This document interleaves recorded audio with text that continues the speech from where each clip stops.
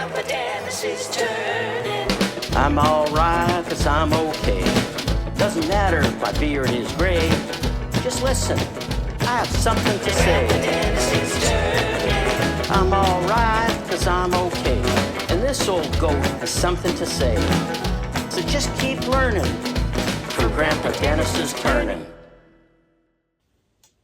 I'm Dennis Pravensky, and welcome to Grandpa Dennis's wood turning studio. I want to show you some of the processes I use in making my wood turnings. But I also want to link the frustrations and the challenges in wood turning to life's lessons. Many cultures around the world highly value the wisdom of their elders. So when I got something to say, I want to impart some of my wisdom that I've gained over the last 72 years. First, let's get started by looking at some of the highlights of today's video. This is a picture of the bottom of a caragana root that I had turned in March 1997. Today's video is about revisiting an old project and making it better. And I've got something to say. As in life, it takes effort and patience to go back and repair or make better an old relationship. But the rewards are really great. This was a very complex project. Rather than do it all in one very lengthy video, I've broken it into 3 parts. The first one is preparing the piece to pour the resin. The second will be returning the piece. And the third is hollowing out and finishing. I hope you enjoy part 1. This is the start of a new adventure. I don't know how it's going to turn out. It's going to be rather difficult to do. This is a caragana root that I turned back in March of 1997.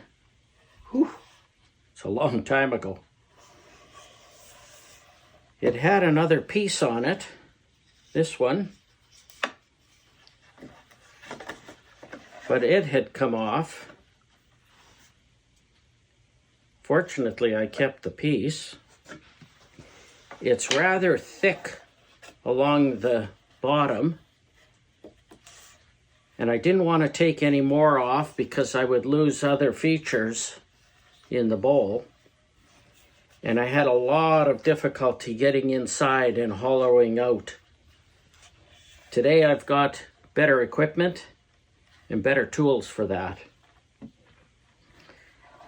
My plan for this is to basically grind off all the finish and then develop a mold of plastic to fit over here. Put a plastic bag inside, fill it with rice, and hopefully through some maneuvering I could get resin to go in and on the other side without filling that cavity. That would be too much resin. And then once I've got all of these voids filled in, I can return it and get the shape similar to this, I believe, and get it hollowed out a little bit better. That's the plan. Let's see if it's even doable. This is the Master Carver. It's a Micro Pro. I've got a very aggressive bit on the end. And this is what I'll be using to get all on the edging and in the small parts.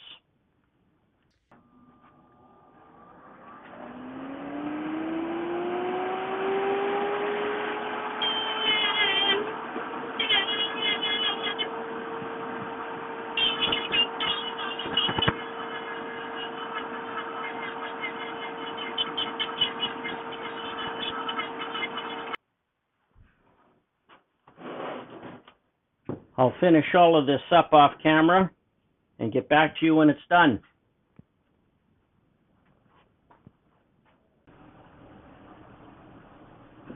I'm not concerned about getting a nice smooth finish on here. Basically what I want to do is rough up the wood so the resin will adhere and get rid of all of the finish that's in there, because from my last video learned that if you've got a coating on your wood, the resin doesn't stick to it. Well, here we are. I've got most of it cleaned up, in fact, as much as I think I'll do. Always a good idea to have a pail of rice around. Never know when you're going to need it.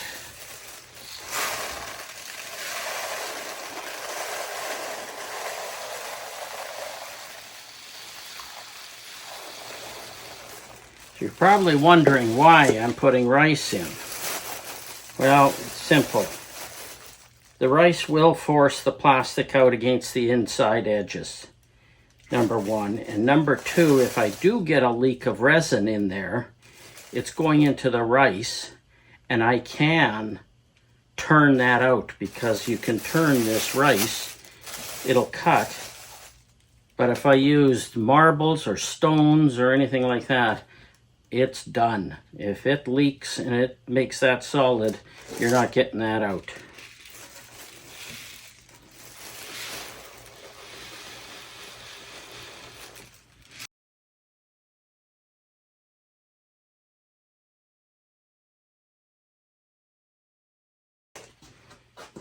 This is brown rice, which is special. It's not ordinary rice. In brown rice, it's important to have it instead of white rice because I don't know, because it was cheap. That's why. I got it on sale. That's what's important about it.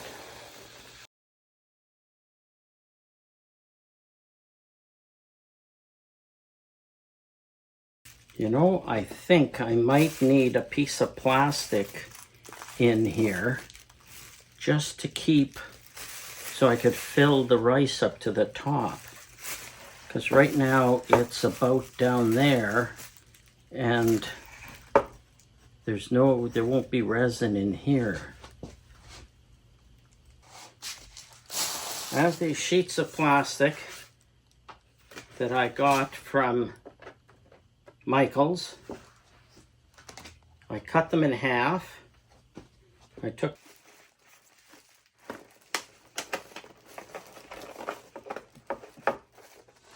I know some of you are laughing, saying that there's an easier way to do this.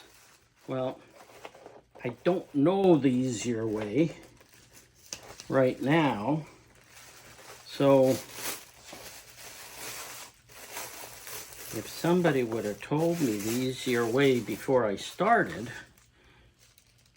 but this is all part of the journey and part of the fun. Trying to figure out how to do things.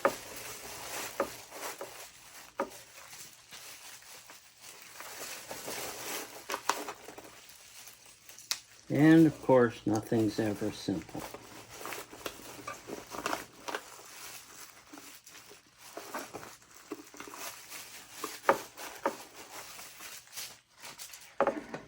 You know, it's poking out a bit here, but I'm going to live with that. But here is pretty solid.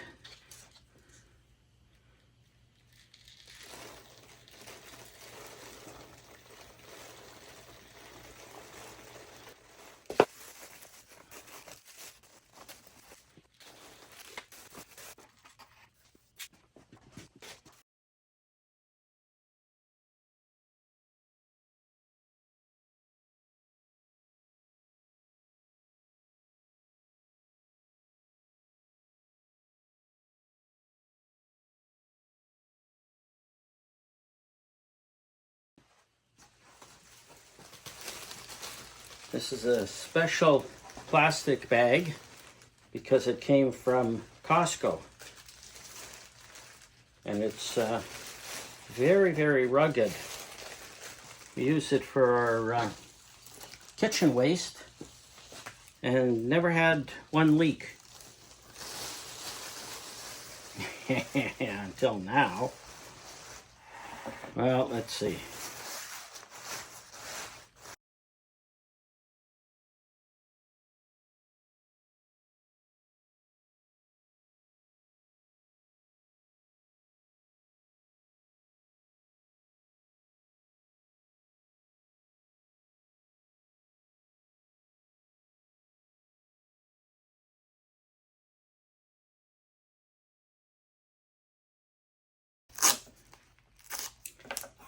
Got a feeling that the resin may not flow all the way down into the cracks, which is not too bad because I can always come back and put more resin in once it sets and cures, and I can do the little spots to get it done better. But it should flow all the way down.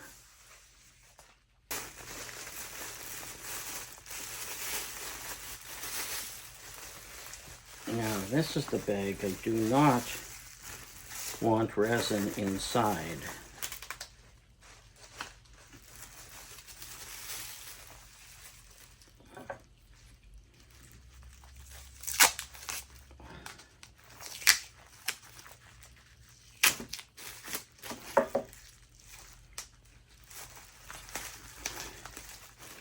If resin gets into this bag with the rice, then we're not going to have rice for supper.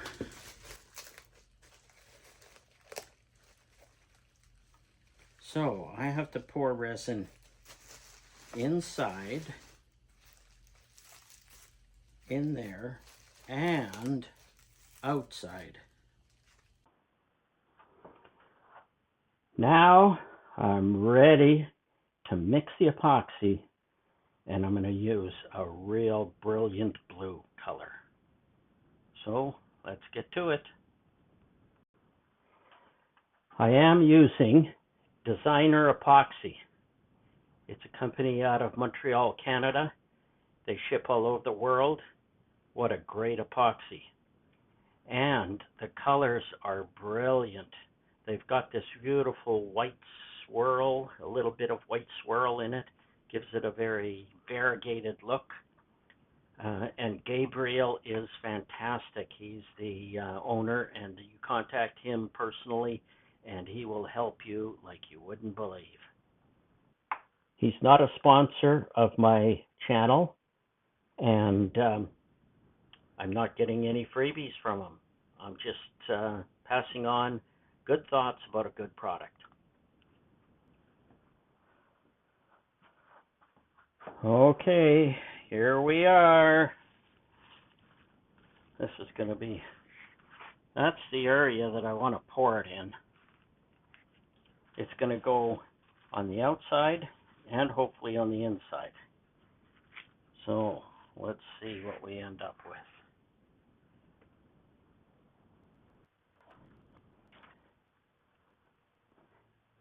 This product takes about 3 days to set up. It should, by rights, be in a pressure pot. However, my pressure pot is not big enough to contain this. But because it takes so long to set up, I'm hoping that the bubbles will dissipate in there because of the length of time it's going to take.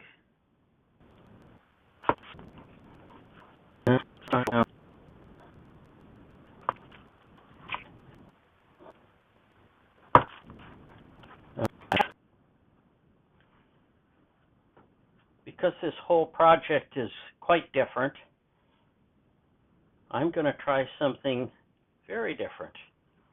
There was a little bit of blue left in the pot.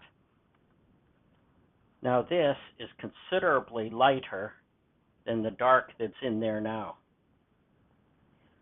I'm going to pour that in and I know that's going to mingle a bit, but I'm thinking I might get a gradient of darker at the bottom and lighter at the top. If not, it's still nice to have this light kind of color. It looks kind of mysterious.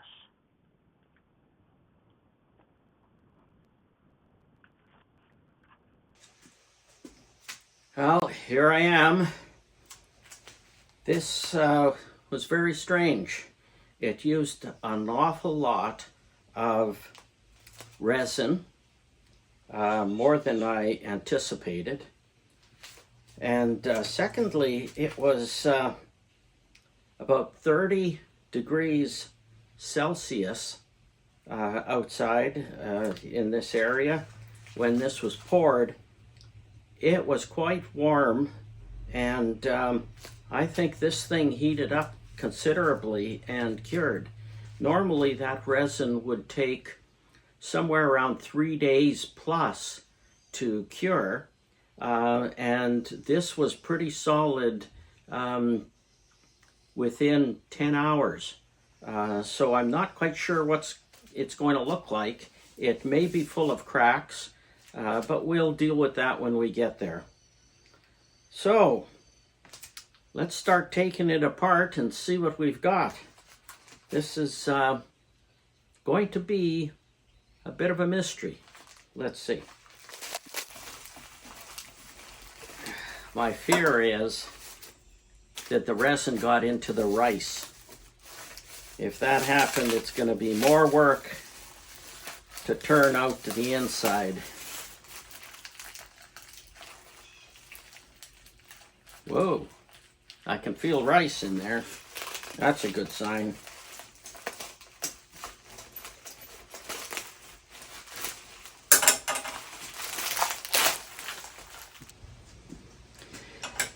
Okay, let's stay with it.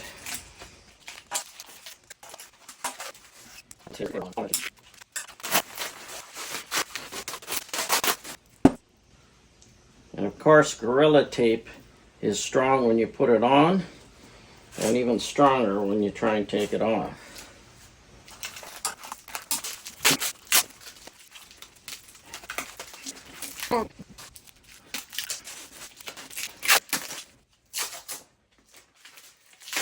Well, I think a lot of this plastic is going to end up having to be turned off. Wow, there's some beautiful colors in here.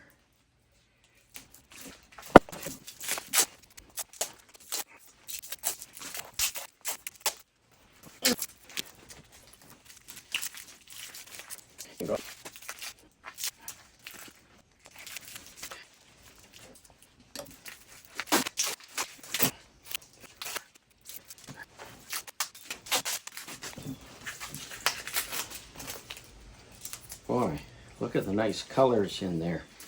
And just as I was hoping, it's darker at the bottom and it lightens up as I had put the lighter resin at the top.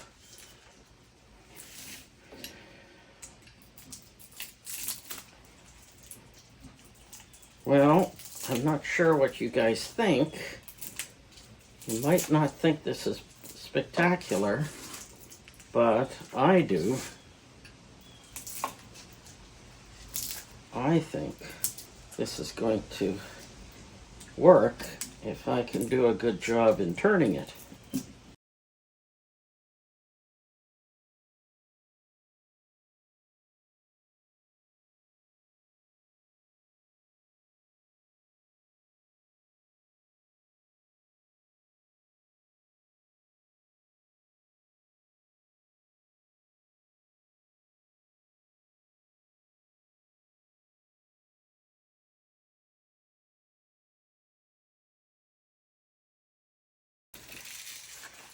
My goodness.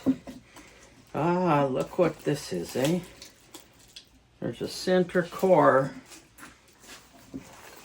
right in here of resin that somehow got in to the rice, but it didn't go all the way in. Let's see how. Yeah, went to the bottom. So, the plastic bag I put in, I should have kept it higher and tied it off up here, because when I tied it down in there, I'm afraid the resin got in. But it didn't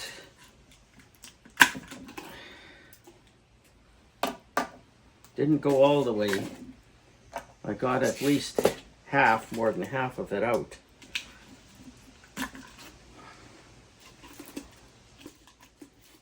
Well, that's going to be a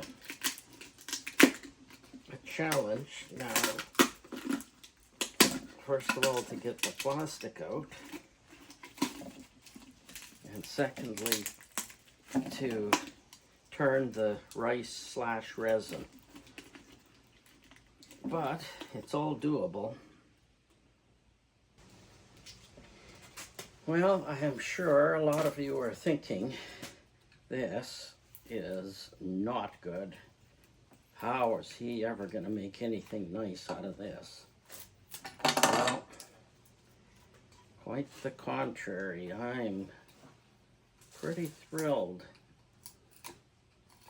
because I know what's going to happen when I start turning this and how this is going to end up looking. Well, all the voids that were in here in the original piece are all filled with some really gorgeous looking blue. And the blue fades up to a lighter blue near the top, so that worked. Here are some clips from part 2. Now I got something to say. As you've seen, it took an awful lot of work and patience to get this project to the state that it's in now. If you've got a relationship that you've allowed to lapse, or a friendship that's no longer as strong as it used to be, it's going to take a lot of hard work and a lot of patience to try and repair that. But as you're going to see, the effort is really worth it. I'd like to thank you for watching this video. If you enjoyed it, please subscribe to my channel. Also, hit the like button and share the video with friends and family. Comments are always welcome. Please tune in next week to see part 2. Grandpa Dennis is turning. I'm alright, 'cause I'm okay. Doesn't matter if my beard is gray. Just listen, I have something to say. Grandpa Dennis is turning. I'm alright, 'cause I'm okay. And this old goat has something to say. So just keep learning from Grandpa Dennis's turn.